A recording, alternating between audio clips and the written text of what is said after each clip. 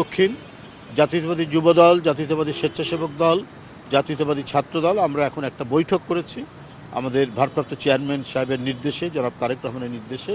বৈঠকটি হচ্ছে এই যে মানুষ ব্যানার তারপরে ফেস্টুন লাগিয়ে অন্যের বিল্ডিং বা অন্যান্য জায়গায়, এটা শহরের যে সৌন্দর্য, সেই সৌন্দর্য বিঘ্নিত হচ্ছে। যদিও এটা রাজনৈতিক মত প্রকাশের একটি মাধ্যম এইভাবে, কিন্তু এটা যদি কারো অধিকারকে লঙ্ঘন করে এটা ঠিক না।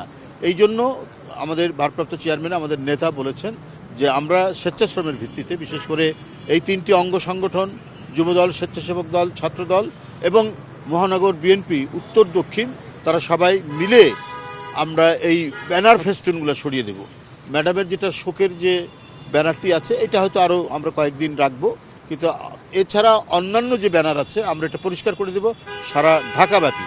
আমরা এটা দায়িত্ব ভাগ করে নিয়েছি, আমাদের নেতৃবৃন্দ দায়িত্ব ভাগ করে নিয়েছে।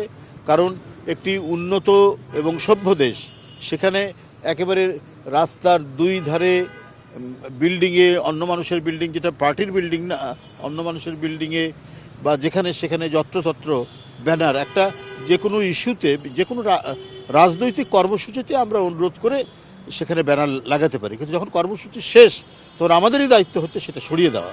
আমরা তারই অংশ হিসাবে আমরা আজ থেকে এটা উদ্বোধন করলাম এবং এটা সারা দেশে চলবে এবং এটা আমরা ঢাকা মহানগরীতে এটা আজ থেকে শুরু হলো এবং আমরা আশা করি 3 দিনের মধ্যে আমরা এটা পরিষ্কার করে ফেলব।